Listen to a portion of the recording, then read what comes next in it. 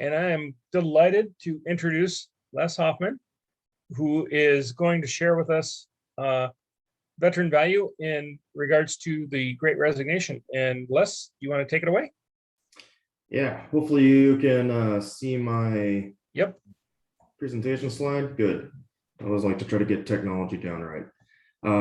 No, it's definitely a privilege, and you can see that me and Alan had worked out trying to add in kind of this veteran value track into the career track. And what that simply was, obviously we focus and help veterans transition from the military, but we also wanted to add another level in regards to folks looking at the next level. Again, alumni coming back to this forum and, growing and continually growing. And with that, both Alan and I listen for key topics that, are either brought up in discussion or just interesting to us. And this is one topic, the Great Resignation, that's come up consistently over the last year and some change. I would say a handful of times. Whenever I listen and hear a topic come up in coaching or mentoring, or even just conversation with veterans in transition or looking to move to the next level, this is one that's hit that. And it continues to be a topic that is, defining our marketplace. Now, the spin on this is the question I was asking myself after, hearing it from multiple veterans or trying to listen in on, is this an impactor, is, what does this really mean for veterans who have experience, they have leadership, and they have a propensity to get to the next level, right? Does the Great Resignation impact them, right? So, it just is, I like to take an approach in every presentation. I wanted to take a look at the market, the trends, the opportunities, and obviously, encapsulate some takeaways. I'm hoping to share out, what I've researched so far in what's happening. And I'll give a couple of precursors in there.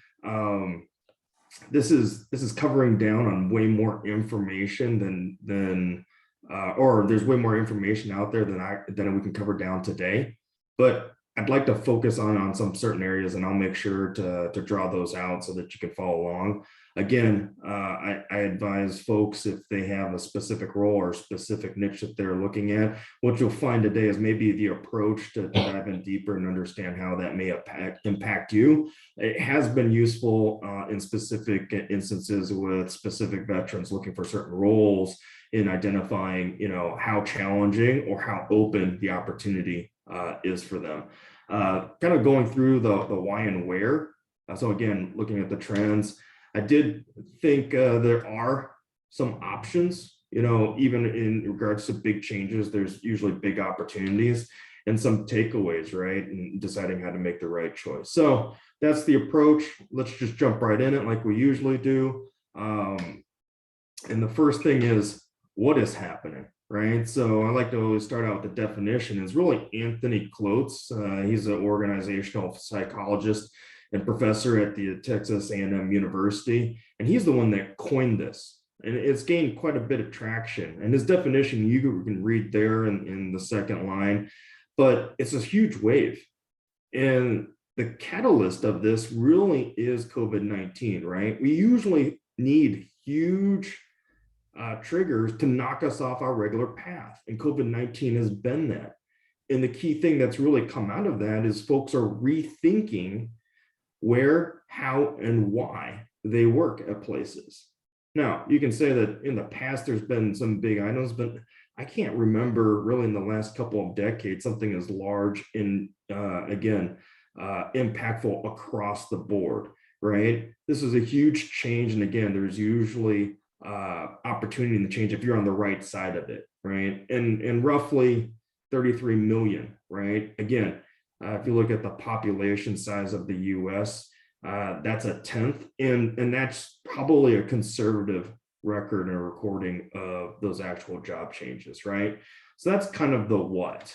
Now, why is this happening, right? I mean, we've seen it on the news, but let's dive in a little bit deeper.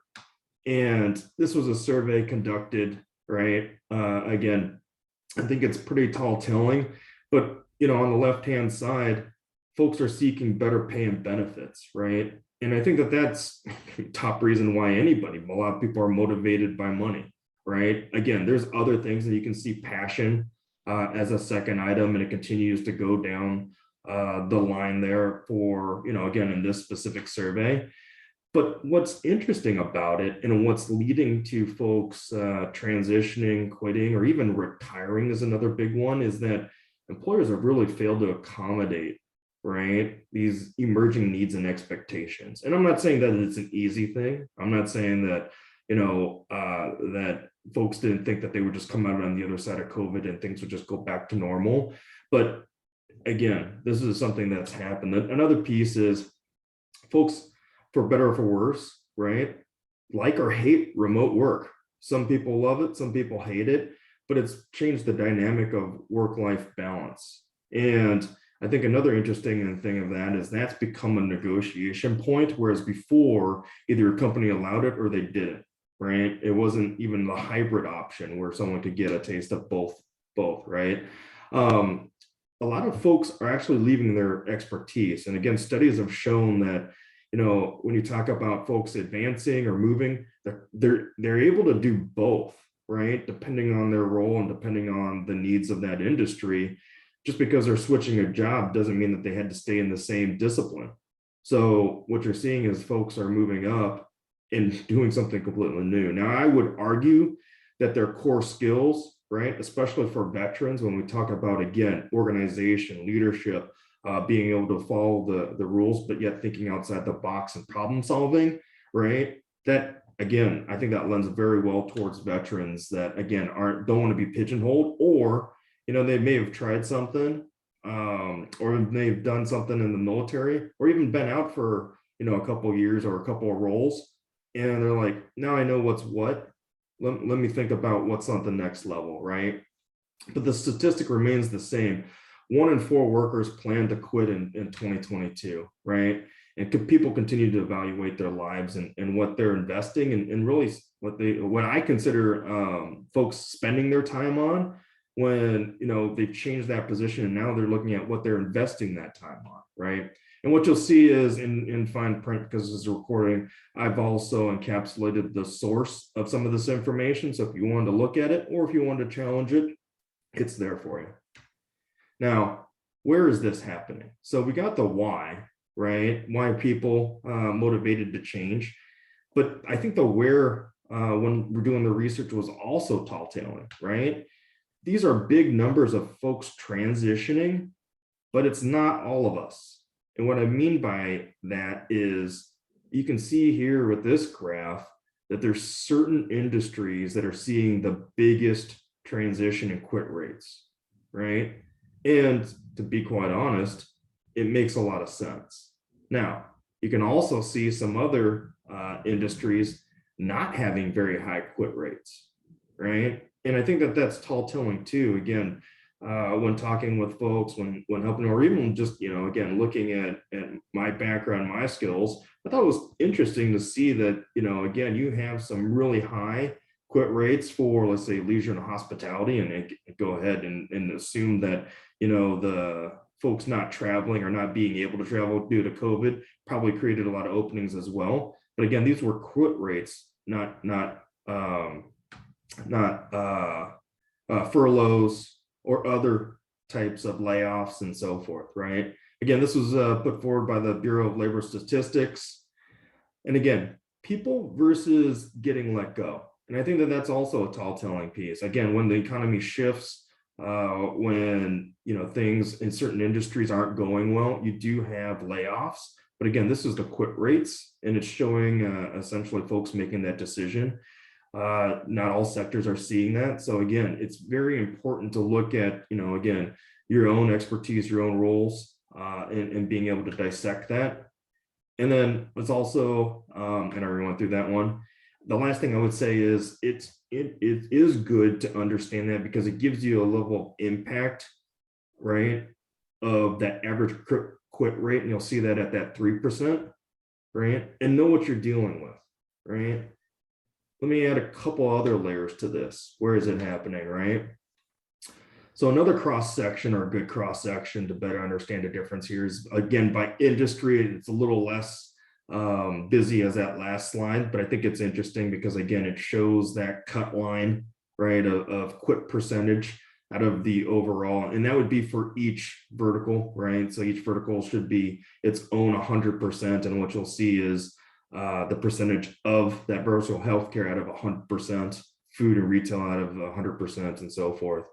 But what you'll also see is ethnicity, income. So you see that disparity of under $60,000, right? And what I want to draw your attention to is this last section of purple, the job level, right?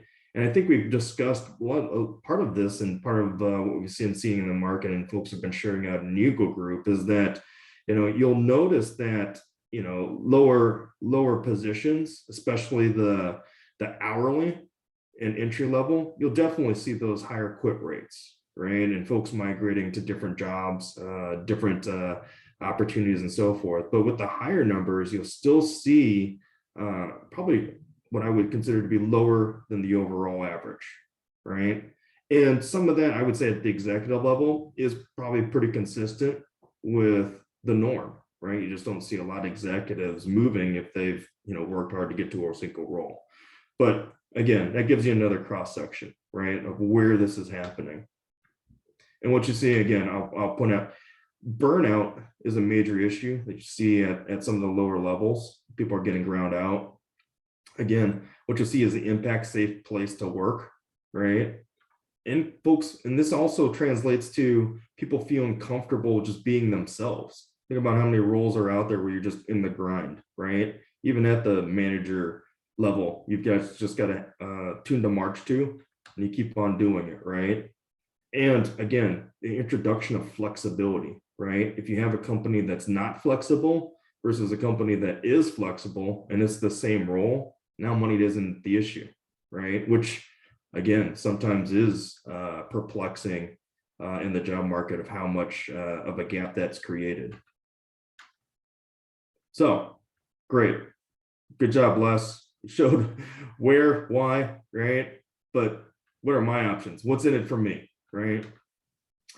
So this has always been an interesting thing. It's been true before COVID, but even more so after. And I searched pretty hard for this graphic, but it says here the average salary increase when changing job is 14.8% compared to a 5.8% average salary increase. Now, that 5.8%, I would say, is even high by today's standards, right? Pre-COVID, when things are just humming along, I would suspect that number to be far lower, right? So again, I think that's a pretty generous 5.8, right? But the real question that I get is, should I stay or should I go? And again, the assumption here is that you already have a role, right? If you're transitioning from the military, obviously you're already going to be transitioning, right? So maybe ignore this bullet, but that's a good question, right? Especially if you're not being forced or into retirement from the military. Really the discussion is, should you stay in your role, right, where you have some expertise, maybe you built some relationships, the inner workings of your company, or should you go? Do you have a skill set that's valuable somewhere else, right? Again, I've talked in previous presentations where, if you go get some water, right, out of your faucet, it really is pennies on the dollar. But if you try that same amount of water, or buy that same amount of water at a ballpark, right, it's like $5, and it's the same element, water, right? What I also want to draw out to folks is that you're not getting paid for loyalty. And that's come up quite a few times in discussions, especially with veterans. Hey, if I just keep on working at this job, right, I'm gonna make it to the top, right? And there's definitely stories of that happening, right? But I would bring folks into reality and say, there's only one CEO, there's only one executive jobs. There's many pitfalls, trials, tribulations, even personal decisions that folks make not to take on sometimes those exacerbating schedules, not having to make the tough decisions and so forth. But understand also that HR teams have challenged with providing huge increases to employees because they'll rate across the board their top performers, their low performers, and even hiring managers, directors, and executives aren't able to compensate as many folks for the job that they're doing as they want to. I mean, I would say that probably is continually a challenging point, right? So if you're thinking it from the opposite side, you're saying, hey, I'll be rewarded for my work. A lot of times it just comes down to numbers and financing, to be quite honest. And that's where some of the disparity comes from. The devil you know, so that's the argument, should you stay? I know there's a lot of pros for leaving a job, but sometimes, again, you've built those relationships, you understand the inner workings, you're able to write goals within a year and achieve those. It's the devil that you do know, right? And there really is the personality of the person. Do they have a tolerance for change? Again, in the military, we got kind of used to it, right? But if you're not used to it and you didn't like it, you probably won't be as successful versus somebody that, you know, likes the deployment, likes the change. If I'm doing the same thing that I was doing yesterday, I'm bored, right? So those are kind of the options, because when you look at, should you leave your job for something else, right? And the pros, understand that it doesn't come without a cost, right? Again, you got to build those relationships. You got to understand the business. You have to kind of create your niche and claim to fame, and you run into the same thing at that job, right? Well, maybe you won't get a raise that's, you know, 5.8% year over year, and you want to make sure that you are moving for the right reasons, and it is a good salary bump, plus all the other things, work-life balance, remote, whatever the case you may be asking for, right? And this was my last bullet: one in the hand versus two in the bush, right? Stay at your job, find a new job if you are looking, maybe explore around and test that. And I would always point folks back to Eagle Group, where we give a ton of information, get a ton of information on what's going on out there, what the current benchmark is for whatever you're asking in regards to rewards, compensation, or even just the culture of companies, right? And again, that is pretty a big number. I mean, like 14.8%. If you switch a job and you just make more money, that's a huge attraction to folks. And again, it takes work to get there. Now, I did want to give one other piece on what's in it for you type deal, because I wanted to show the CEO vantage point, right? And employees right now have the power. And I think that that's a kind of an interesting dynamic just in the world macro and economics. But then also, you know, the labor imbalance is likely to linger a little bit more. So is this the opportunity time? We know that it takes time to land a job, do everything we need to do and follow all the steps here at Eagle Group to land a job. So how much time is left though, right? And right now employers are willing to try everything. So it puts a lot on the negotiation table, right? That probably wasn't there a year ago, maybe even 2 years ago, and definitely not 3 years ago, right? But it's important to understand the CEO's vantage point. And this was a pretty tall tailing. Again, I do take some data and surveys with a grain of salt. I do share or cite my source, but this one was pretty interesting. Remember that I showed you that graphic where folks are motivated by money? They said that was the number one piece. But then if you look at this graph, where is the money? And what you'll see is from a CEO vantage point, right? It's not number one, right? If you're really listening to the market, right, as a CEO, and be like, well, what do employees want to attract them? Money. Well, what should I give them? Flexibility, right? And what that tells you is some companies aren't able to do it, and that's just a fact, right? And I point this out because that's the reality. One, companies are slow to adapt, right? And some companies have to take the position of the 5-year plan, where they think that, again, coming out of COVID, things might be exactly where they were before, right? And some companies are just slow to move. But from a CEO polling, I thought this was pretty interesting. You can see the other items. Again, there's plenty there. But again, it's pretty interesting to see from a CEO standpoint what steps they've or actions they've already taken. And here's kind of the future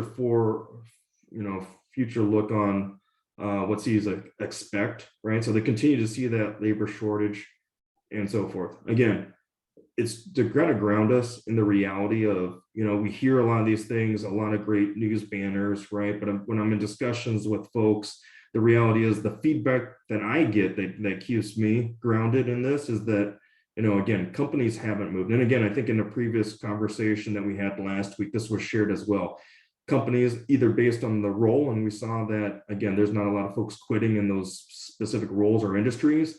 And then two, companies really haven't adapted in certain cases, right, based on their leadership, that you still may have the challenges that you have today. It's not the golden bullet that will get you to the promised land, the promised role, or the promised level that you want. So knowing that, I think, helps prepare people for not an easy path, but when they are prepared, they can go into some of these discussions, use the skills and techniques to get to where they want to be, because that knowledge is empowering. All right, brass tacks, takeaways. So again, I've shared this, businesses haven't adjusted maybe as much as job seekers want them to. The Great Resignation will slow down. These are some points, again, from Andrew, the professor at Texas A&M. He's the one that accurately, forecasted the Great Resignation. And here's some additional points that he had shared.